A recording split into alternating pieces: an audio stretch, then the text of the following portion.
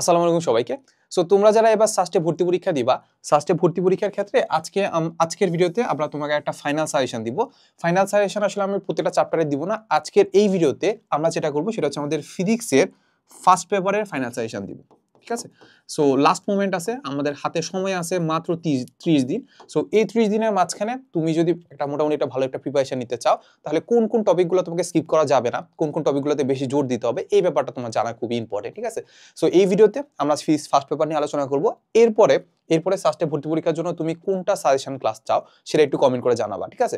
So এটাকে আমি শুধুমাত্র সাজেশন ভিডিও বলবো না, এটাকে আমি সাজেশন ক্লাস বলবো। এটা একটা বড় রিজন হচ্ছে কি, খুব সিম্পলি আমি তোমাকে অবশ্যই চ্যাপ্টার ওয়াইজ টপিকগুলো বলে দিব যে এই টপিকগুলো থেকে আসলে বেশি কোশ্চেন আসে এবং এই টপিকগুলো থেকে বেশি কোশ্চেন আসতে পারে।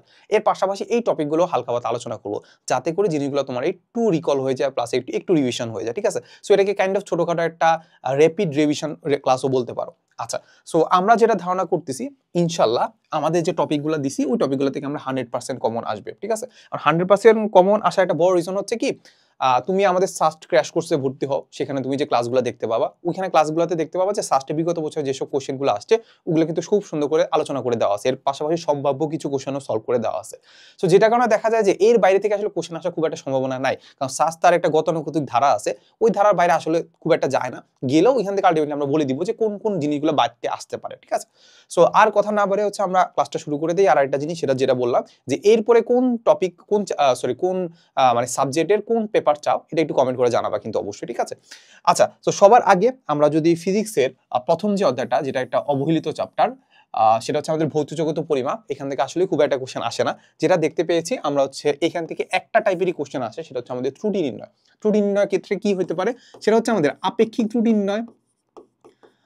তোমাকে বলে দিতে পারে যে সাপোজ হচ্ছে আমাদের একটা জিনিসের হচ্ছে একটা পরিমাপ করলাম, সেটা হচ্ছে আমাদের x = 5 ± 0.5 সেন্টিমিটার। ঠিক আছে? তাহলে এই ক্ষেত্রে আসলে আমাদের আপেক্ষিক ত্রুটি কত, কিংবা এইটার যদি আমি সাপোজ এটা হচ্ছে আমাদের লেন্থ, আমি যদি ভলিউম বের করি তাহলে এই ক্ষেত্রে আমাদের আপেক্ষিক ত্রুটি কত। ঠিক আছে? আপেক্ষিক ত্রুটির সাথে সাথে আরেকটা জিনিস চলে আসে, সেটা হচ্ছে আমাদের শতকরা ত্রুটি। সো শতকরা ত্রুটি বের করো তোমার কিন্তু কি আসতে পারে, চলে আসতে পারে। সো এই হচ্ছে মোটামুটি জিনিস, এখান থেকে আসলে মেইনলি জিনিসগুলো আসে। আর তোমাকে যদি আরেকটা জিনিস এই চ্যাপ্টার থেকে যদি আরেকটা ইম্পর্টেন্ট জিনিস তুমি পড়তে চাও, সেটা হবে কোনটা জানো? সেটা হবে সিম্পলি আমাদের হচ্ছে যন্ত্রপাতির অংশগুলা। ঠিক আছে? সো যন্ত্রপাতি কোনগুলো আছে, যন্ত্রপাতির মধ্যে আমরা যেটা দেখতে পাই সেটা হচ্ছে তোমার ভার্নিয়ার স্লাইড ক্যালিপার্স আছে, স্লাইড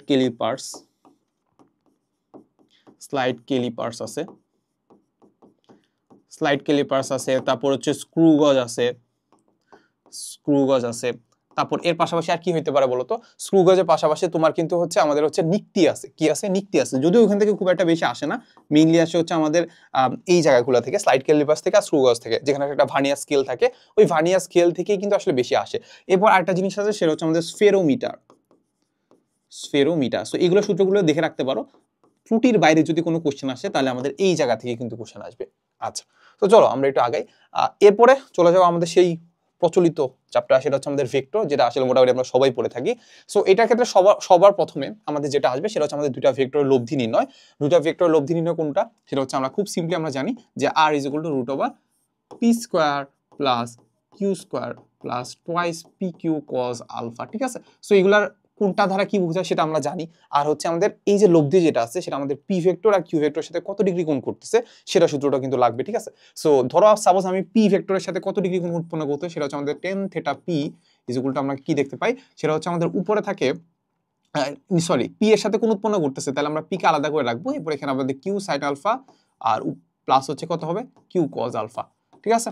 এই হচ্ছে কথা। সো এইভাবে আমরা জিনিসগুলোকে মাথায় রাখবো। এরপরে আমরা যেটা দেখতে পাই যে আমাদের দুইটা ভেক্টরের যে ডট গুণন আছে, ক্রস গুণন আছে। ডট গুণন কখন হয়, যখন আসলে দুইটা ভেক্টর লম্ব হয়, সেক্ষেত্রে মাঝে মাঝে আমাদেরকে বলতে পারে যে আসলে আমাদের এর মান কত, বি এর মান কত, যে কোনো একটা ভেরিয়েবল দিয়ে দিবে, ওই ভেরিয়েবলের মান বের করতে বলতে পারে। ঠিক আছে? এরপর ক্রস গুণন কখন লাগে, দুইটা ধরো সাপোজ একটা ত্রিভুজ আছে, ওই ত্রিভুজের দুইটা বাহুকে, সন্নিহিত বাহুর হচ্ছে দুইটা ভেক্টর রূপে দেওয়া আছে, বলছে এটা ক্ষেত্রফল বের করো। কিংবা তোমাকে তোমার একটা আয়ত দেওয়া আছে, আয়ত না, ধরো একটা সামান্তরিক দেওয়া আছে, সেটা কর্ণ দেওয়া আছে সাপোজ, বা দুইটা সন্নিহিত বাহু দেওয়া আছে, তাদের ক্ষেত্রফল কিভাবে বের করতে হবে সেটা বের করতে বলতে পারে। আবার মাঝে মাঝে বলতে পারে যে দুইটা ভেক্টর সমান্তরাল, তাহলে আসলে আমাদের এম এর মান কত, এক্স এর মান কত, ভেরিয়েবলের মানগুলো কত, সেটার ক্ষেত্রে আলটিমেটলি আমাদের ক্রস গুণনটা কাজে লাগতে পারে।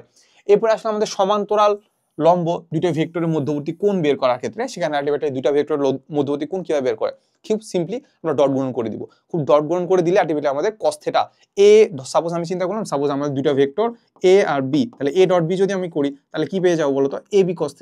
তাহলে এ বি cos θ থেকে আমি খুব সিম্পলি আমরা থেটাটা বের করলে এটাই হচ্ছে দুইটা ভেক্টর কি মধ্যবর্তী কোণ। সো এমন জিনিসও কিন্তু চলে আসে। আচ্ছা, এরপরে আমরা যদি চিন্তা করি এই যে নদী এবং স্রোত সংক্রান্ত সমস্যা, এটা তো সব জায়গায় আসে। সো এটা নিয়ে আসলে খুব একটা বলার কিছু না, এটা আমাদের সব জায়গায় আসে। এইচএসসি তে যা যা পড়ছি এর বেশি কঠিন কিছু তেমন আসে না। দেখো এখানে আমি তোমাকে বলেও দিচ্ছি যে নদী নৌকা সংক্রান্ত ম্যাথ থেকে খুব বেশি কঠিন কিছু আসবে না। তোমার মনে হতে পারে যে ভাই আমি আপনাকে কিভাবে বিশ্বাস করবো, খুব সিম্পল কথা। আমার যতটুকু মনে পড়ে এইটার বা ভেক্টরেরই আসলে হয়তো বা একটা ডেমো ক্লাস দেওয়া আছে। সো তুমি চাইলে ডেমো ক্লাসটা দেখতে পারো। ডেমো ক্লাসটা দেখে তুমি বুঝতে পারবা যে আসলে এখান থেকে কি কি জিনিস আসে। আর ডেমো ক্লাস দেখে তোমার যদি ভালো লাগে তুমি চাইলে হচ্ছে এনরোল করতে পারো, ঠিক আছে। আর লাস্ট মোমেন্টে 30 দিন সময় আছে। সো আমার কাছে মনে হয় যে মানে এনরোল করা ছাড়া তোমার একটা খুব একটা সময় নাই যে নিজে নিজে এগুলো সবকিছু সলভ করবা, যদি তুমি সাস্টের জন্য খুব একটা ভালো করে পড়াশোনা না করে খুব ডেডিকেটেডলি এই 30 দিন ভালো করে পড়াশোনা করতে চাও আর কি, ঠিক আছে। সো এরপরে আমাদের খুব সিম্পলি আমাদের আপেক্ষিক বেগে যে ম্যাথগুলো আছে সেখানে বৃষ্টির বিষয়ক ম্যাথ, বৃষ্টির বিষয়ক ম্যাথ বলতে কত ডিগ্রি কোণে ছাতা ধরতে হয় এই রিলেটেড ম্যাথ কিন্তু চলে আসবে, ঠিক আছে। সো এক্ষেত্রে আমাদের শর্টকাটগুলো মাথায় রাখতে হবে যে আসলে আমরা কোন শর্টকাটে আমরা থিটার মানটা বের করতে পারি। আর থিটার মানটা আসলে আমাদের আনুভূমিকের সাথে নাকি উল্লম্বের সাথে, এই ব্যাপারটা কিন্তু এখানে মাথায় রাখতে হবে, ঠিক আছে। এরপরে যাই, সেটা হচ্ছে আমাদের একটা চ্যাপ্টার আছে, সেটা হচ্ছে আমাদের ফিজিক্স ফার্স্ট পেপারে, সেটা হচ্ছে আমাদের গতিবিদ্যা। এটা আলাদা করে বলার রিজন কি বলতো, এটা আমাদের শর্ট সিলেবাসের বাইরে। শর্ট সিলেবাসের বাইরে চ্যাপ্টারগুলোকে আমাদের একটু মনোযোগ দিয়ে পড়তে হবে, কারণ এখানে আসলে আমি খুব ডিটেলসেও পড়তে পারবো না, আবার খুব যে একদম সূত্র পড়ে যাব তাহলে কিন্তু আসলে আনসার করতে পারবো না। তো যেটা বললাম যে যেসব জিনিসগুলো আসে, এই যে এইখানে কয়টা টপিক আছে, 5টা টপিক আছে, এই 5টা টপিক যদি ভালো করে পড়তে পারো এর বাইরে কিছু পড়বা না, এর বাইরে কোনো কিছু পড়ার দরকারই নেই। সো দেখো প্রথমে যদি আমরা চিন্তা করি সেটা হচ্ছে আমাদের ত্বরণ বেগ দূরত্ব নির্ণয়। এইখানে আসলে খুব একটা টাচ করার দরকার নাই, কারণ এগুলো আমরা 9, 10 পড়ে আসছি। খুব সিম্পল কথা, কিভাবে বেগ নির্ণয় করতে হয়, কিভাবে ত্বরণ নির্ণয় করতে হয়, কিভাবে আসলে আমাদের দূরত্ব নির্ণয় করতে হয়, আমাদের এই যে সুবাত নামে যে আমাদের সমীকরণগুলো আছে, সুবাত মানে কি, এস দিয়ে হচ্ছে আমাদের সরণ, ভি দিয়ে হচ্ছে আমাদের ভেলোসিটি, ইউ দিয়ে হচ্ছে আমাদের সেই আদি ভেলোসিটি, ভি দিয়ে হচ্ছে শেষ ভেলোসিটি, এ দিয়ে হচ্ছে আমাদের ত্বরণ, টি দিয়ে হচ্ছে আমাদের টাইম। এটা দিয়ে যে সমীকরণগুলো আছে না, ওই সমীকরণগুলো কি করতে হবে, সমীকরণগুলো ভালো করে পড়তে হবে আর কি, ঠিক আছে। সো এখান থেকে আসলে এই ম্যাথগুলো পারার কথা। এরপরে আমাদেরকে বলছে দেখো দুইটা গতি একই সাথে উড্ডয়নকাল, মানে খুব সিম্পলি আমরা যদি একটা বস্তুকে উপর দিকে নিক্ষেপ করি, এরপর যে আরেকটা বস্তুকে নিক্ষেপ করি, তারা হয়তো বা মিলিত হইতে পারে। সো এই রিলেটেড ম্যাথ চলে আসছে, কিন্তু এটা আসলে খুব একটা ইম্পর্টেন্ট না, সত্য কথা এটা খুব একটা ইম্পর্টেন্ট না। সো এটা তুমি চাইলে বাদও দিতে পারো। আচ্ছা, এরপরে আমরা যদি চিন্তা করি প্রাস তো মোটামুটি জানো যে কোনো একটা বস্তুকে উপরের দিকে যদি সিম্পলি নিক্ষেপ করতাম সেটা 1 ডাইমেনশনাল থাকতো। এবার আমি যদি একদম তীর্যকভাবে নিক্ষেপ করি সেটা আসলে ভেলোসিটি এক্স বরাবরও থাকবে, ওয়াই বরাবরও থাকবে, তাহলে এটাকে আমরা বলি হচ্ছে প্রাসের ক্ষেত্রে আমাদের যে সূত্রগুলো আছে, পাল্লার যে সূত্রগুলো আছে, সর্বোচ্চ উচ্চতার যে সূত্রগুলো আছে, তারপর হচ্ছে উপরে উঠতে যে সময় লাগে আবার একদম নিচে নামতে যে সময় লাগে, টাইম অফ ফ্লাইট যেটা আছে যেটাকে উড্ডয়নকাল বলি, ওইটার যে সময় লাগে ওইগুলো সূত্রগুলো একদম ঠাটা মুখস্থ করে ফেলতে হবে, ওই সূত্র দিয়ে কিন্তু ম্যাথ চলে আসবে। আচ্ছা, এরপর আসলে আমাদের ভেলোসিটি, কোনো একটা নির্দিষ্ট পয়েন্টে তার ভেলোসিটি কত হইতে পারে সেটার ম্যাথও কিন্তু চলে আসবে। আচ্ছা, এরপর আমরা যদি চিন্তা করি যে গ্রাফ, গতিবিদ্যার ক্ষেত্রে তোমাকে যদি আমি একটা জিনিস বলি যে এখান থেকে আসতে পারে, সেটা হচ্ছে আমি বলতে পারি হচ্ছে গ্রাফ আসবেই, মানে একদম সিউরিটি দিতে পারতেছি না, বাট আলটিমেটলি বলা যায় যে যদি একটা কোশ্চেন আসে এখান থেকে গ্রাফ আসতে পারে, ঠিক আছে। সো গ্রাফ আমাদের কি হইতে পারে, যে টাইম ভার্সেস ভি ভার্সেস টি গ্রাফ হইতে পারে, এ ভার্সেস টি এর গ্রাফ হইতে পারে। তোমাকে নির্দিষ্ট একটা কন্ডিশন দিয়ে দিল, দেখো এক্সিস গুলো 3 মিটারে কোন একটা বস্তু স্থির অবস্থানে আছে, তাহলে এর এ ভার্সেস টি এর গ্রাফ কেমন হবে, ভি ভার্সেস টি এর গ্রাফ কেমন হবে, এক্স ভার্সেস টি এর গ্রাফ কেমন হবে। সো এরকম দিতে পারে। আবার একটা সিম্পল একটা গ্রাফ দিয়ে দিবে, বলবে যে এইটা ক্ষেত্রে আসলে আমাদের কোন জিনিসটা আসলে স্যাটিসফাই করে, এ এর মান কেমন হবে, বি এর মান কেমন হবে। সো গ্রাফগুলো কিন্তু ভালো করে দেখবা।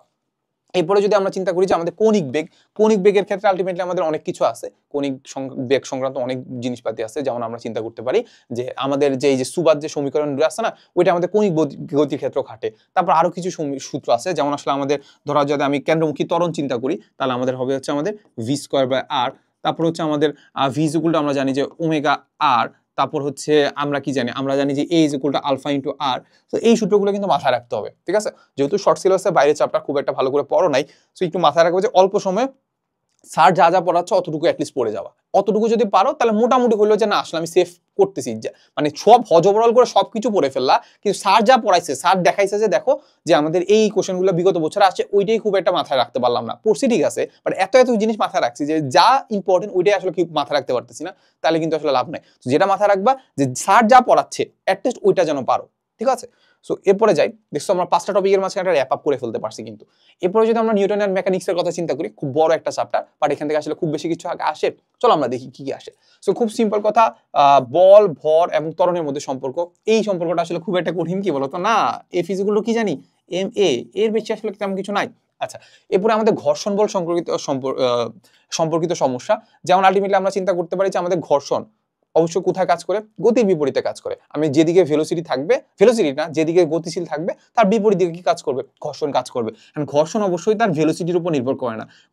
ঘর্ষণের মান যেটা আছে ছোট হাতের এফ, যেটাকে বলি ফ্রিকশন, ওইটা আসলে আমাদের কি বলতো, আমাদের যে রিয়েকশনের সমানুপাতিক। আমাদের যে রিয়েকশন, অবশ্যই রিয়েকশন কিন্তু ওজনের না। সো এই যে রিয়েকশনের সমানুপাতিক, এটাকে আমরা বলি মিউ। মিউটা কি, এটাকে আমরা বলি ঘর্ষণ গুণাঙ্ক, ঠিক আছে। সো আমরা যদি গতীয় ঘর্ষণ চিন্তা করতে পারি, আবার ডাইনামিক চিন্তা করতে পারি, গতীয় ঘর্ষণ চিন্তা করতে পারি, আবার হচ্ছে কি বলতে পারি, এটাকে স্থিতি ঘর্ষণ গুণাঙ্ক চিন্তা করতে পারি, ওইটা হিসাব করে এটা স্থিতি ঘর্ষণ গুণাঙ্ক হইতে পারে বা গতীয় ঘর্ষণ গুণাঙ্ক হইতে পারে। আচ্ছা, এরপর আমরা চিন্তা করতে পারি যে জড়তার ভ্রামক এবং হচ্ছে কৌণিক ভরবেগ এবং টর্ক সম্পর্কিত সমস্যা। সো জড়তার ভ্রামকগুলো আমাদের বিভিন্ন বস্তুর ক্ষেত্রে জড়তার ভ্রামক কেমন হইতে পারে, তারপর বিভিন্ন অক্ষ যদি আমরা চেঞ্জ করে দিই তাহলে আমাদের জড়তার ভ্রামকগুলো কিভাবে চেঞ্জ হইতে পারে। তারপর আমাদের জড়তার ভ্রামকের ক্ষেত্রে আমরা দুইটা উপপাদ্য দেখছিলাম, একটা হচ্ছে লম্ব অক্ষ উপপাদ্য আর একটা হচ্ছে আমাদের সমান্তরাল অক্ষ উপপাদ্য। এইগুলো কিন্তু ভাই মিস করা যাবে না, এগুলো কিন্তু কি করতে হবে, ভালো করে পড়তে হবে, এখান থেকে পেঁচাইতে পারে।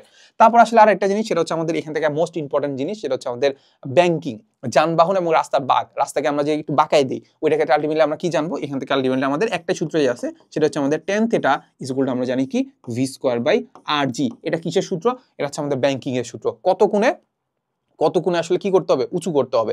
আবার আমাদের tan θ ইকুয়াল টু আবার θ ইকুয়াল আমরা জানি sin θ ইকুয়াল টু কি জানি, সাগরে লবণ মানে কত, হাইট কতটুকু আছে মানে হচ্ছে কি এইটা। সো এই সূত্রগুলো দিয়ে আলটিমেটলি আমাদের ম্যাথ চলে আসতে পারে। আচ্ছা, এরপরে আমরা যদি চিন্তা করি যে কাজ শক্তি ক্ষমতার কথা চিন্তা করি, আমার এক্স্যাক্টলি এখন মনে আছে যে আমাদের ডেমো ক্লাসটাতে আমার এই চ্যাপ্টারের প্রথম ক্লাসটাই দেওয়া আছে, ঠিক আছে। তো চাইলে ক্লাসটা দেখে আসতে পারো যে আমাদের এই জিনিসগুলো পড়ানো আছে কিনা, প্লাস পড়াইলে কি ধরনের কোশ্চেনগুলো আসছিল, ঠিক আছে। সো আমরা খুব সিম্পল কথা, আমরা দেখো খুব বড় চ্যাপ্টার মনে হচ্ছে, কিন্তু আসলে এখান থেকে আমাদের 3টা টপিকে আসে। এক নম্বর টপিক হচ্ছে কাজ বের করতে হবে। কাজ বের করবো কিভাবে, কাজ বের করার ক্ষেত্রে আমাদের সিম্পলি আমাদের ডাব্লিউ ইকুয়াল টু আমরা জানি যে এফ এস কস থিটা, ঠিক আছে। আমাদের ফোর্স নিতে হবে, সরণ নিতে হবে, আর সরণ আর ফোর্সের মধ্যবর্তী কোণ নিতে হবে, যেটা হচ্ছে কস নিব, ঠিক আছে। বা নর্মালি এভাবে চিন্তা করা যায় যে আমি যেভাবে চিন্তা করি ক্লাসে, আমি এটাই করাই যে আমি সিম্পলি ফোর্স নিব আর ফোর্সের দিকে সরণ নিব, অত আমি কস থিটা মস থিটা আমি চিন্তা করবো না, ফোর্স নিব, ফোর্সের দিকে সরণ নিব, ঠিক আছে। এরপরে আমরা চিন্তা করতে পারি যে আমাদের গতি শক্তি হাফ mv², বিভব শক্তি সেটা হচ্ছে আমাদের mgh, বাট এই mgh টা কিন্তু অভিকর্ষজ বিভব শক্তি, আর নর্মালি বিভব শক্তি কিন্তু অনেক হইতে পারে, যেমন আমাদের স্প্রিং এর ক্ষেত্রে বিভব শক্তি কি হইতে পারে, হাফ কে এক্স স্কয়ার হইতে পারে। তারপর mgh টা কোনটা, mgh টা হচ্ছে আমাদের অভিকর্ষ বলের ফলে কতটুকু আসলে বিভব শক্তি যুক্ত হয়, ঠিক আছে। সেই হচ্ছে কথা। আবার আমরা যদি স্থির তড়িতের ক্ষেত্রে চিন্তা করি, সেটাও কিন্তু আবার ডিফারেন্ট বিভব শক্তি হইতে পারে। তো যাই হোক, সো আমাদের মোটামুটি বিভব শক্তিগুলো এইভাবে কাজে করে। আর আমরা লাস্টের দিকে সেটা চিন্তা করবো, সেটা হচ্ছে আমাদের ক্ষমতা বের করার ক্ষেত্রে কি করতে হবে সেটা বলতো। ক্ষমতা বের করার ক্ষেত্রে আমাদের কুয়া যে খালি করা ম্যাথগুলো আছে, কুয়া খালি করা, এক্ষেত্রে আমি একটা জিনিস বলে রাখি, যদি কখনো কুয়া খালি করার কথা বলে তখন আলটিমেটলি আমাদের কি করতে হয়, ভার কেন্দ্র বা ভর কেন্দ্র নিয়ে কাজ করতে হয়। সেখানে আমাদের h প্রাইম ইকুয়াল টু কত হয়, h/2 হয়। বাট নর্মালি যদি কোনো একটা পানিকে তুলতে বললো, যে সাপোজ হচ্ছে এখানে একটা পানি আছে, ওই পানিটাকে তুললাম, ওইখানে আলটিমেটলি ভার কেন্দ্র হিসাব করাই আছে। তো সিম্পলি আমরা যদি পানি তুলতে বলে একটা পানি এত উচ্চতায় তুলতে হবে, ঠিক আছে। পানি তুলতে আমাদের h প্রাইম যেটা আছে সেটা আমাদের h এর সমানই হবে। সো এটা একটু মাথা রাখবা, ঠিক আছে। চলো তাহলে আমরা 3টা টপিকই আলটিমেটলি আমাদের ওই চ্যাপ্টারটা শেষ। এবার আমরা যদি মহাকর্ষ ও বিকর্ষের দিকে তাকাই, তাহলে মহাকর্ষ ও বিকর্ষের দিকে আমাদের প্রথম সেটা হচ্ছে আমাদের মহাকর্ষীয় বল, যে নর্মালি আমরা যেটা জানি যে F = G, দুইটা বস্তুর ভর ইন বাই হচ্ছে কি তাদের মধ্যবর্তী ডিস্টেন্সের স্কয়ার, ঠিক আছে। সো এইটা আসলে আমাদের খুব সিম্পল সূত্র, এটাতে আসলে খুব বেশি একটা আসার সম্ভাবনা নাই, মানে এই ম্যাথগুলো তো আমরা পারার কথা। আর সবচেয়ে বড় জিনিস হচ্ছে আমাদের এইখানের মধ্যে সবচেয়ে ইম্পর্টেন্ট এমন হইতে পারে যে আমাদের সাপোজ হচ্ছে একটা রেখা আছে, এখানে আসলে আমাদের দুইটা বস্তু আছে, সাপোজ হচ্ছে আমাদের এখানে একটা বস্তু রাখা আছে, এখানে একটা বস্তু রাখা আছে, বললো যে মাঝখানে কোনো একটা বস্তুকে রাখবো, সেটা কোন জায়গায় সাপোজ এই বস্তু থেকে কত ডিস্টেন্সে, কত এক্স ডিস্টেন্সে, আলটিমেটলি আমাদের বলা যায় যে এটার উপর কোনো ধরনের বল কাজ করবে না, এটার উপর কি কোনো ধরনের বল কাজ করবে না, বা এটাকে আমরা বলতে পারি কি নিষ্ক্রিয় বিন্দু, এটাকে আমরা কি বলতে পারি, নিষ্ক্রিয় বিন্দু, বা এটার উপর কি করে না, কোনো ধরনের বল কাজ করে না। মানে হচ্ছে আমাদের এই বস্তুটা এটাকে টানবে, আবার এই বস্তুটা এটাকে টানবে, তাহলে আমাদের কোন পর্যায়ে গেলে তাহলে এই বস্তুটার দুইটা বল আসলে সমান হবে সেটা আমাদেরকে জানতে চাইতে পারে। ঠিক আছে, এরপর আমরা যদি চিন্তা করি যে অভিকর্ষজ ত্বরণ জি এর মান, জি এর মান আসলে আমাদের নর্মালি ভূপৃষ্ঠে কত হইতে পারে, আবার এক্স উচ্চতায় গেলে কত, এইচ উচ্চতায় গেলে কতটুকু হইতে পারে, এইচ গভীরতায় গেলে কতটুকু হইতে পারে, মানে গভীরতা উচ্চতা বৃদ্ধির সাথে সাথে কিভাবে আমাদের জি এর মানটা চেঞ্জ হয়। ইভেন আমাদের যে আহ্নিক গতি আছে ওই আহ্নিক গতির কারণে আসলে আমাদের জি এর মান কিভাবে চেঞ্জ হয় সেটাও কিন্তু এখান থেকে চলে আসতে পারে। ঠিক আছে, এরপরে আমরা চিন্তা করতে পারি যে আমাদের মুক্তিবেগ, মুক্তিবেগ বলতে আসলে আমাদের কি বোঝায়, মুক্তিবেগ বলতে আসলে আমাদের বোঝায় যে কোনো একটা যেই ভেলোসিটিতে কোনো একটা বস্তুকে নিক্ষেপ করলে সেটা আসলে পৃথিবীতে আর ফিরে আসবে না, পৃথিবীর যে মহাকর্ষ ক্ষেত্র আছে সেটা বাইরে চলে যাবে, সেটাকে আমরা বলি হচ্ছে মুক্তিবেগ। সো মুক্তিবেগের সূত্রটা থেকে ম্যাথ চলে আসতে পারে, সেটা হচ্ছে আমাদের escape velocity is equal to √2gm by কি আর। ঠিক আছে, 2gm বাই কি আর। সো এখান থেকে আমাদের ম্যাথ চলে আসতে পারে। এরপর আমরা যদি কৃত্রিম উপগ্রহের কথা চিন্তা করি সেক্ষেত্রে আলটিমেটলি আমাদের কোনো একটা কৃত্রিম উপগ্রহের ক্ষেত্রে সবচেয়ে বেশি ইম্পর্টেন্ট হচ্ছে আমাদের ভূস্থির উপগ্রহ। ভূস্থির উপগ্রহ মানে কি বলতো, মনে আছে কি? উপগ্রহের ক্ষেত্রে আলটিমেটলি আমরা কি বের করতে পারি বলতো, ভেলোসিটি বের করতে পারি। ঠিক আছে, ভি দিয়ে আমরা ভেলোসিটি বের করতে পারি। এখন আমরা যদি একটা উপগ্রহের কথা চিন্তা করি যে উপগ্রহটা আসলে অলওয়েজ পৃথিবী যেভাবে ঘুরতেছে ওই সেম ভাবেই ঘুরে, তাহলে আলটিমেটলি আমাদের বলতে পারি ওটাকে আমরা ভূস্থির উপগ্রহ। আমরা এখান থেকে যদি ঘুরে তাহলে আমি পৃথিবী যখন ঘুরে আসলো আবার আগের জায়গায়, সেটা আবার সেম জায়গায় আবার আগের জায়গায় ঘুরে আসবে, তো আমার কাছে মনে হবে কি সে স্থিরই আছে, সেটাকে আমরা বলি ভূস্থির উপগ্রহ। সো ভূস্থির উপগ্রহের ক্ষেত্রে আলটিমেটলি আমাদের মাথায় রাখতে হবে আমাদের যে পর্যায়কালটা আছে সেটা আমাদের পৃথিবীর পর্যায়কালের সমান। পৃথিবীর পর্যায়কাল কত, 24 ঘন্টা না, 24 ঘন্টা একবার ঘুরে আসে, 24 ঘন্টা ইন্টু 3600 সেকেন্ড, তাহলে আলটিমেটলি আমরা কত পাবো, 86,400 সেকেন্ড। সো এটা মাথায় রাখতে পারো। আর আমাদের যে কৃত্রিম উপগ্রহের সাথে যে মুক্তিবেগের যে সম্পর্কটা সেটা কিন্তু মাথায় রাখতে হবে। ঠিক আছে, তারপর কৃত্রিম উপগ্রহ আমাদের কত উচ্চতায় গেলে কত ভেলোসিটি হইতে পারে বা কত উচ্চতায় নিয়ে যাইতে হবে সেটাও আমাদের কিন্তু এখান থেকে চলে আসতে পারে। আচ্ছা, এরপরে যাই। এরপরে আমরা দেখবো আমাদের হচ্ছে অধ্যায় 7, যেটা আমাদের হচ্ছে পদার্থের ঘাটনিক ধর্ম। এখান থেকে আমাদের শর্ট সিলেবাসের বাইরে কিছু কিছু জিনিস আছে, ওইগুলোর মধ্যে আসলে একটু ফোকাস করতে হবে। তো আমরা যদি প্রথমে দেখি যে আমাদের ইয়ংস মডুলাস থেকে আমাদের প্রথম দিকে ইয়ংস মডুলাস বলতে আমরা কি বুঝাই, সেটা হচ্ছে আমাদের যে স্থিতিস্থাপক যে গুণাঙ্ক আছে সেটা, মানে আসলে আমাদের পীড়ন দেখতে হবে, আর হচ্ছে পীড়নের সাথে জমাকৃত শক্তি, অবশ্যই কি পীড়নের সাথে জমাকৃত শক্তিটাও দেখতে হবে। ঠিক আছে, পীড়ন আর বিকৃতি ওইটা যে অনুপাতটাকে সেটাকে বলতেছি আমরা ইয়ংস মডুলাস। ওইটা খুব বেশি একটা আসার সম্ভাবনা নাই, বাট আমাদের সূত্রটা একটু মাথায় রাখতে হবে, সূত্রটা মাথায় রাখতে হবে। আর সেক্ষেত্রে আসলে আমাদের কিভাবে শক্তি জমা হয়, সেটা কি শক্তি জমা হয় সেটা হচ্ছে আমাদের শক্তি ইজ ইকুয়াল টু আলটিমেটলি আমরা যেটা দেখতে পাই সেটা হচ্ছে আমাদের শক্তি ইজ ইকুয়াল টু আমরা যেটা দেখতে পাই যে হাফ ইন্টু এফ ইন্টু কত এল। এফটা হচ্ছে আমাদের কতটুকু ফোর্স প্রয়োগ করলাম, আর এলটা হচ্ছে আমাদের কি কতটুকু প্রসারণ হয়েছে সেটা। আর আমাদের একক ভেলোসিটি যদি আমরা শক্তি বের করতে চাই, একক ভলিউমে যদি একক ভলিউমে আমি যদি শক্তি বের করতে চাই সেটা কত হবে জানো, সেটা ইজ ইকুয়াল টু হবে হাফ ইন্টু পীড়ন ইন্টু বিকৃতি। যদি না জেনে থাকো খুব একটা প্যারা নাই, জেনে রাখো আর কি, পীড়ন ইন্টু বিকৃতি। ঠিক আছে, এই তো। এরপরে আমরা যদি চিন্তা করি সেটা হচ্ছে আমাদের যে পয়জনের অনুপাতটা, পয়জনের অনুপাত কত কত হইতে পারে এটা একটু মাথা রাখবা, এটা আমাদের এমসিকিউতে চলে আসতে পারে। আর পয়জনের অনুপাত দিয়ে তোমাকে বের করতে বলতে পারে যে আসলে এটার আসলে আমাদের ডাইমেনশনটা এখন কেমন। ডাইমেনশন বলতে হয়তো বা রেডিয়াস বের করতে বলতে পারে, হয়তো বা লেন্থ বের করতে বলতে পারে, বা কতটুকু লেন্থ চেঞ্জ হয়েছে সেটা বের করতে পারে। ঠিক আছে, সো এরপরে আমাদের শর্ট সিলেবাসের বাইরে হচ্ছে এই দুইটা টপিক একটু ইম্পর্টেন্ট, সেটা হচ্ছে আমাদের প্লবতার সূত্র। প্লবতা মানে কি, প্লবতা মানে কি কোনো একটা বস্তুকে পানির দিকে যদি আমি বা প্রবাহের মধ্যে যদি আমি ডুবাইতে চাই তাহলে দেখা যাবে সেটা একটা ওজন হারায়, ওজন হারায় উপর দিকে কি করে, উপরের দিকে হচ্ছে একটা ফোর্স ক্রিয়া করে, যেটাকে আমরা ভি রো জি কিভাবে লিখি বলতো, প্রবতা হচ্ছে আমাদের কি ভি রো জি, ভি হচ্ছে আমাদের ওই যে বস্তুটা আছে ওটার ভলিউমটা, রোটা হচ্ছে কি আমাদের ঘনত্ব, পানির যে ঘনত্বটা, জি হচ্ছে আমাদের অভিকর্ষজ ত্বরণ। সো ভি রো জি হচ্ছে কোন দিকে কাজ করে, অবশ্যই উপরের দিকে কাজ করে। ঠিক আছে, সো এই হচ্ছে কথা, আছে প্রবতা পাবো। এরপরে আমরা সবার লাস্ট যে টপিকটা সেটা হচ্ছে আমাদের অন্তবেগ বা প্রান্তবেগ। সো এটা একটা সূত্র আছে, এটা একটু মুখস্থ করে নিও। সো অন্তবেগ বা প্রান্তবেগ বলতে আমরা বুঝাই যে কোনো একটা বস্তুকে পড়তেছে নিচের দিকে, যখন নিচের দিকে পড়তেছে তাহলে এটার উপর একটা নিচের দিকে একটা কি কাজ করতেছে, ডাব্লিউ গুলি এমজি কাজ করতেছে। আবার উপরের দিকে একটা প্লবতা কাজ করতেছে, অবশ্যই কি কাজ করতেছে, প্লবতা কাজ করতেছে। আবার একটা জিনিস উপর দিকে কাজ করবে, সেটাকে আমরা কি বলি, সেটাকে আমরা বলি সান্দ্রতা, এটাকে আমরা কি বলি সান্দ্রতা। সো যখন তোমার ভেলোসিটি বাড়বে, নিচের দিকে যখন নামতে থাকবে তখন তোমার ভেলোসিটি বাড়তে থাকবে, ভেলোসিটি বাড়তে বাড়তে তোমার আসলে প্লবতাও বাড়তে থাকবে, মানে প্লবতা না সান্দ্রতাও বাড়তে থাকবে, সান্দ্রতা বাড়তে বাড়তে উপরের দিকে ফোর্সটা বেড়ে যাবে। একটা সময় পরে উপরের দিকে যে ফোর্স আর নিচের দিকে যে এমজি সেটা সমান হয়ে যাবে, তখন আলটিমেটলি এটার উপর কোনো ধরনের ফোর্স কাজ করবে না, এটা আসলে কি থাকবে, একটা নির্দিষ্ট বেগে বা নির্দিষ্ট ভেলোসিটিতে পড়তে থাকবে, ওটাকে আমরা বলি অন্তবেগ। সো অন্তবেগের ম্যাথগুলো একটু করে নিবা, করে নিলেই হচ্ছে। এর বাইরে এই টপিক থেকে আমাদের মানে এই চ্যাপ্টার থেকে একটা জিনিস ইম্পর্টেন্ট, সেটা হচ্ছে আমাদের এটাকে আমরা বলি হচ্ছে টান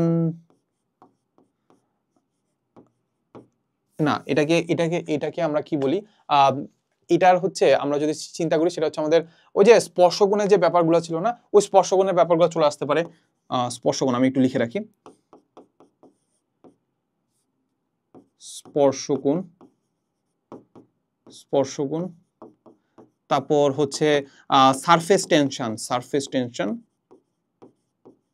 সারফেস টেনশন। সারফেস টেনশনের বাংলাটা আমি ভুলে গেছি, এটা একটু আমি একটু কমেন্ট করে জানাবো তো। সারফেস টেনশনের বাংলাটা কি? সারফেস টেন, পৃষ্ঠটান, সরি পৃষ্ঠটান। সো আমি বাংলাটা ভুলে গেছিলি, পৃষ্ঠটান। সো এই পৃষ্ঠটান বা হচ্ছে আমাদের যে টান যে শক্তিটা, ওইগুলা থেকে ম্যাচ চলে আসতে পারে, ঠিক আছে। সো এক্সট্রা এই জিনিসগুলো মাথায় রাখবে যে স্পর্শকোণ আর হচ্ছে আমাদের সারফেস টেনশন। এখান থেকে আরেকটা জিনিস আসছে, সেটা হচ্ছে আমাদের ক্যাপিলারি, মানে হচ্ছে কৌশিকতা। এটা খুব একটা ইম্পর্টেন্ট না, ঠিক আছে। চলো আমরা এরপরে আগাই। এবার আমরা যা বলছি আমাদের পর্যায়বৃত্ত গতি। পর্যায়বৃত্ত গতি খুব ছোট একটা চ্যাপ্টার। এই চ্যাপ্টার থেকে আমাদের আসলে 3টা টপিকে আছে। একটা হচ্ছে আমাদের সিম্পল হারমোনিক মোশনের ক্ষেত্রে আমাদের হচ্ছে বেগের যে সমীকরণটা, ত্বরণের সমীকরণটা, সরণের যে সমীকরণটা, আর অন্তরক যে সমীকরণটা। অন্তরক সমীকরণ সব জায়গায় ইম্পর্টেন্ট, সব জায়গায় চলে আসে। সো এখানে যদি কোনো একটা সহজ কোশ্চেন দিতে হয়, তাহলে অন্তরক সমীকরণ থেকে তোমাকে একটা সহজ কোশ্চেন দিয়ে দিতে পারে। আচ্ছা, এরপরে আমরা যদি দেখি যে আমাদের আসলে কোনো একটা সিম্পল হারমোনিক মোশনে কোন একটা কণার গতি শক্তি আর হচ্ছে আমাদের যে বিভব শক্তি যে সূত্রগুলো আছে, ওইটা চলে আসতে পারে। সো ওই শক্তিগুলার আমাদের হচ্ছে আমাদের উইথ রেসপেক্ট টু এক্স এবং উইথ রেসপেক্ট টু টাইম, এই দুইটাই কিন্তু দেখতে হবে। উইথ রেসপেক্ট টু এক্স এর সাপেক্ষে আমরা গতিশক্তি বা যে বিয়োগ শক্তি আছে ওটা সমীকরণ বা ওইটা যে ফর্মুলাটা মাথায় রাখবো, আর টাইমের সাপেক্ষে যে ফর্মুলা আছে ওইটা কি তোমার মাথায় রাখবো, ঠিক আছে। এরপর আমরা যেটা লিখবো সবচেয়ে বেশি ইম্পর্টেন্ট, সেটা হচ্ছে আমাদের হচ্ছে সরল দোলক এবং পাহাড়ের উচ্চতা নির্ণয়। সরল দোলককে যদি আমি পাহাড়ের উচ্চতা নিয়ে যাই, যে কোনো একটা পাহাড়ের উপর নিয়ে যাই, সেক্ষেত্রে আমাদের আসলে দোলনকাল কিভাবে চেঞ্জ হয়, আর এই দোলনকাল চেঞ্জের কারণে আমাদের কিভাবে আমরা জি এর মান বের করতে পারি সরল দোলকের মাধ্যমে, সেটা কিন্তু আসলে এখান থেকে আমরা দেখতে পাই, ঠিক আছে। সো এখানের ম্যাথগুলো কিন্তু ইম্পর্টেন্ট, এগুলো একটু দেখে নিবা। চলো এরপরে আমাদের আরেকটা শর্ট সিলেবাসের বাইরে একটা চ্যাপ্টার, সেটা হচ্ছে আমাদের তরঙ্গ, ঠিক আছে। সো এই চ্যাপ্টার থেকে আসলে খুব একটা কঠিন কোশ্চেন করে না, সত্য কথা, যে কয়টা গতানুগতিক কোশ্চেনই করে, এর বাইরে আসলে খুব একটা আগায় না। যেমন আমরা চিন্তা করতে পারি যে তরঙ্গের ক্ষেত্রে আমাদের কম্পাঙ্ক, তরঙ্গ দৈর্ঘ্য, তরঙ্গ বেগ, এটার ক্ষেত্রে আমাদের কি জানি, আমাদের ভিজ গুলো জানি, আমাদের এফ ল্যামডা, এইটার বাইরে আসলে তেমন কোনো কোশ্চেন আসবে না এই টপিক থেকে। এরপরে আমাদের দশা পার্থক্য আর দশা বেগ আর দশা পার্থক্য, দশা পার্থক্য, পথ পার্থক্য, এটা আমাদের যে সম্পর্কটা, ঠিক আছে। সো খুব সিম্পল কথা, আমরা যদি পথ পার্থক্য দেখতে চাই, পথ পার্থক্য ইজ ইকুয়াল টু হচ্ছে আমাদের lambda by twice pi into হচ্ছে আমাদের দশা পার্থক্য, ঠিক আছে। সো উল্টো তুমি চিন্তা করতে পারো যে দশা পার্থক্য is equal to twice pi by lambda into হচ্ছে আমাদের পথ পার্থক্য, ঠিক আছে। সো এখান থেকে কিন্তু খুব ভালো পরিমাণে ম্যাথ চলে আসতে পারে। এরপর আমাদের যে টানা তার, কোন একটা তারকের যে টানলে কতটুকু আসলে লুপ তৈরি হয়, ওইটা যে ম্যাথগুলো আছে না, ওইটা একটু দেখে নিবা, ঠিক আছে। এরপর আমাদের শব্দ তরঙ্গের কথা যদি চিন্তা করি, সেটা আমাদের ধর্ম আর ঘনত্বের সাথে কিভাবে সম্পর্কিত সেটা আমরা দেখবো। এরপর আমাদের তীব্রতা আমাদের হচ্ছে ডেসিবেলের যে ব্যাপারগুলো আছে, আমাদের কত ডেসিবেল আছে, তারপর হচ্ছে কতটুকু শক্তিশালী আমাদের শব্দটা, ওইখান থেকে কিন্তু এখানে চলে আসে। এরপরে আমরা যদি ডপলার ইফেক্টের কথা বলি, ডপলার ইফেক্টটা আসলে আমাদের খুব একটা ইম্পর্টেন্ট না, আমরা চাইলে স্কিপ করতে পারি। আমাদের সময় আসলে এটা ছিল না, তোমাদের সময় আছে কিনা একটু আমাকে কমেন্ট করে জানাই হচ্ছে আমাদের তোমাদের বইতে এখন আছে কিনা। ডপলার ইফেক্ট বলতে আসলে আমাদের কম্পাঙ্ক আসলে চেঞ্জ হইতে পারে। আমরা যদি একটা নির্দিষ্ট সার্টেন ভেলোসিটিতে একটা সাপেক্ষে আরেকটা যদি একটা আপেক্ষিক বেগে চলতে চাই, তাহলে সেক্ষেত্রে আসলে আমাদের কি দেখা যায় যে আমাদের আসলে এফটা চেঞ্জ হয়ে যায়। সো সেক্ষেত্রে আমাদের এই ব্যাপারটা চলে আসতে পারে, এটা খুব একটা ইম্পর্টেন্ট না, তোমরা চাইলে স্কিপ করতে পারো। এবারে উপরিপাতনের ব্যাপার আছে, তারপর আসলে কতটুকু বিট আছে, কতটুকু বিট তৈরি হয়, তারপর আমি হচ্ছে কোনো একটা জিনিসে একটা মোম লাগাইছি বা কোনো একটা জিনিসকে আমি ঘষে কি করছি, তার হচ্ছে কম্পাঙ্ক বৃদ্ধি করছি বা কমাইছি। সো সেক্ষেত্রে আসলে বিট কেমন হতে পারে সেটাও কিন্তু চলে আসতে পারে, ঠিক আছে। সো এই টপিকগুলো তুমি পড়ে রাখতে পারো। এই টপিকগুলো যে খুব একটা কঠিন এমন না, দেখতে অনেকগুলো টপিক মনে হচ্ছে, বাট সিম্পল ফর্মুলা, ঠিক আছে। সবার লাস্টে হচ্ছে আমাদের আদর্শ গ্যাস বা আইডিয়াল গ্যাস। আইডিয়াল গ্যাসের ক্ষেত্রে আমরা দেখবো যে আমাদের দেখো, আমরা যদি খুব সিম্পলি আমরা একটা চ্যাপ্টারের কথা যদি চিন্তা করি যে এই চ্যাপ্টারটা আমাদের পড়তে হবে, খুব কঠিন মনে হবে যে ভাই আইডিয়াল গ্যাস এত কিছু কেমনে পড়বো। বাট যখন আমি তোমাকে এই যে 6টা টপিকের কথা বলে দিছি, এবার ব্যাপারটা কিন্তু মাথার মধ্যে গেঁথে গেছে যে না, এই 6টা টপিক তো আমার পড়া আছে, বা এই 6টা টপিক আমি ধরে পড়বো, তাহলেই তো হচ্ছে, তাহলে ব্যাপারটা খুব ইজি হয়ে যাচ্ছে না। সো আমরা অলওয়েজ মাঝে মাঝে হুদেই প্রেশার নেই। হুদেই প্রেশার বলতে কি, আমি জানি যে আমি জানি না বলতে মানে হয়তো এই ভিডিওটা দেখো নাই, তোমার কাছে মনে হচ্ছে যে আইডিয়াল গ্যাস অনেক বড় একটা চ্যাপ্টার, এটা আবার রিভিশন দিতে হবে।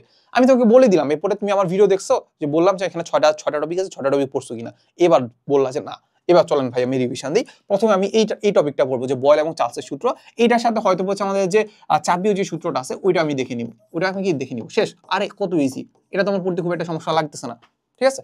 এরপর আমি কি করলাম, গড় মুক্ত পথের যে সূত্রগুলো আছে সেটা আমাদের ক্লসিয়াসের সূত্র আছে, ম্যাক্সওয়েলের সূত্র আছে, তারপর হচ্ছে আমাদের বোলসম্যানের সূত্র আছে, ওইটা আমি দেখে নিলাম। ওটা তো যা সূত্র জাস্ট মাথা রাখবো, তাই তো? তাহলে এদের মধ্যে সম্পর্ক যেগুলো আছে ওইটা আমি দেখে নিলাম। আচ্ছা, এরপর আরএমএস বা সিআরএমএস যেটা আছে, সিআরএমএস যে ভেলোসিটি আছে সেটা হচ্ছে সিআরএমএস যে ভেলোসিটি আছে সেটা আমাদেরকে বের করতে বলতে পারে। সেটা যেগুলো আমরা কি জানি, √3RT/m, 3RT/m। সেক্ষেত্রে আসলে আমাদের কি করতে হবে, মানে যে সূত্রটা মাথা রাখতে হবে। আর 3RT/m কে আমরা আসলে অন্যভাবেও কিন্তু চিন্তা করতে পারি। যাই হোক, সো এগুলো একটু এটা পড়ে নিবা। এরপর আমরা যদি চিন্তা করি যে গ্যাসের যে গতিশক্তি, গ্যাসের গতিশক্তির ক্ষেত্রে আমরা কি জানি, গ্যাসের গতিশক্তি ইকে ইজ ইকুয়াল টু হচ্ছে আমাদের কত, n/2, সরি n/2 না, f/2 nRT। ঠিক আছে, এফটা কি এখানে আমাদের হচ্ছে স্বাধীনতার মাত্রা। সো স্বাধীনতার মাত্রা কোন একটা গ্যাসের ক্ষেত্রে কেমন হয় সেটা এখান থেকে আমি দেখে নিব। ঠিক আছে, আর এন তো হচ্ছে কত মোল, আর আর তো আমি জানি, টিও আমি জানি, টেম্পারেচার। ঠিক আছে, এবার আপেক্ষিক আর্দ্রতা হচ্ছে ম্যাথগুলো আছে। আপেক্ষিক আর্দ্রতার ক্ষেত্রে আমরা কি জানি, আর ইজ ইকুয়াল টু উপরে হচ্ছে আমাদের ছোট হাতের এফ, নিচে হচ্ছে আমাদের বড় হাতের এফ ইনটু 100%। উপরেটা হচ্ছে আমাদের শিশিরাঙ্কে কোন একটা জলীয় বাষ্পের হচ্ছে সম্পৃক্ত চাপ, আর নিচে হচ্ছে আমাদের ওই যে তাপমাত্রা আছে ওই তাপমাত্রা হচ্ছে সম্পৃক্ত জলীয় বাষ্পের চাপ। ঠিক আছে, ইনটু 100%। সো এখান থেকে আমাদের আপেক্ষিক ম্যাথগুলো চলে আসতে পারে। সো এটা তুমি দেখে নিলা। এবার লাস্টে আমরা কি করলাম, গভীরতা যে ম্যাথগুলো আছে, কোন একটা বেলুনের কথা চিন্তা করতে পারি, বুদবুদের কথা চিন্তা করতে পারি, সেটা একদম লাস্টে নিচের দিকে আছে। সো যখন উপরের দিকে থাকবে তখন আমাদের প্রেসার কমতে থাকবে, প্রেসার কমার কারণে আমাদের যেটা দেখতে পাই যে ভলিউমটা বৃদ্ধি পায়। সো ভলিউমটা বৃদ্ধি পাওয়ার কারণে আলটিমেটলি আমাদের কতটুকু ভলিউম বৃদ্ধি পাইছে এটা হয়তো তোমাকে ম্যাথ দিয়ে দিতে পারে, কোশ্চেনে দিয়ে দিতে পারে। সো ওই যে কোশ্চেনটা দিল, ওই ডিসিশনের লাস্টের দিকে তুমি হচ্ছে এখান থেকে খুব ইজিলি আমরা হ্রদের যে গভীরতাটা সেটা বের করে ফেলতে পারবা। সো এটার ক্ষেত্রে আলটিমেটলি আমাদের এই যে বয়েলের সূত্র, চার্লসের সূত্র, হয়তো বা চাপের সূত্র তোমার কাজে লাগতে পারে। ঠিক আছে, হয়তো বা টেম্পারেচার চেঞ্জও দিয়ে দিতে পারে। নর্মাল টেম্পারেচারে চেঞ্জ দেয় না, নর্মালি যে পিভি যে সূত্রটা এটা দিয়ে হয়ে যায়। ঠিক আছে, তো যাই হোক, সো এই আমি যে তোমাকে বললাম যে 6টা টপিক পড়ছো কিনা, এবার তুমি 6টা টপিক ধরে হচ্ছে পড়লা যে এই 6টা টপিক আমি পড়ছি কিনা, তাহলেই তো মোটামুটি আসলে জিনিসটা ক্লিয়ার হয়ে যাচ্ছে। সো এত কিছু মাথায় রাখবে যে তোমার কি কি পড়া উচিত। সো শেষ সময় লাস্ট হয়তো বা 30 দিন সময় আছে, 30 দিনের মাঝখানে ফিজ ফার্স্ট পেপারের মাঝখানে এই টপিকগুলো একদম মাস্ট পড়বা, মানে এগুলো বাদ দেওয়া যাবেই না। এর বাইরে যদি সময় থাকে হয়তো একটু বাড়তি পড়লা। সো এই হচ্ছে মোটামুটি কথা। সো আমি যেটা চেষ্টা করছি যে তোমাদেরকে জিনিসটা একটু রিভিশন করে দেওয়ার, রিভিশনের সাথে সাথে জিনিসগুলোকে একটু মাথার মধ্যে একটু বোঝায় নেওয়ার। ঠিক আছে, সেই তো। সো মোটামুটি আমাদের এতটুকুই কথা ছিল। আর লাস্টলি একটা জিনিস বলবো যে শেষ সময় যদি সাস্টে একটা পারফেক্ট বা কমপ্লিট প্রিপারেশন নিতে চাও, তাহলে হচ্ছে আমাদের ডেমো ক্লাস দেখে আমাদের কোর্সে ভর্তি হয়ে যেতে পারো। অলরেডি প্রায় হচ্ছে 700 থেকে 800 মানুষজন অলরেডি আমাদের ভর্তি আছে। সো তোমরাও চাইলে ভর্তি হতে পারো। আর লাস্টলি একটা জিনিস বলবো, সেটা হচ্ছে আমাদের ফিজিক্স ফার্স্ট পেপারের পরে তোমরা কোন পেপারগুলো চাও, আমি ইনশাল্লাহ চেষ্টা করবো কেমিস্ট্রি, ম্যাথ, তারপর হচ্ছে বায়োলজি, সবগুলো আসলে আমি কি করব, আমি তোমাদের সাজেশন ক্লাস দিব। ঠিক আছে, সো কমেন্টে লিঙ্ক দেওয়া আছে, সো তোমরা এটাতে এনরোল করে ফেলো। আর দেখা হবে নেক্সট কোনো ভিডিওতে। আসসালামু আলাইকুম সবাইকে।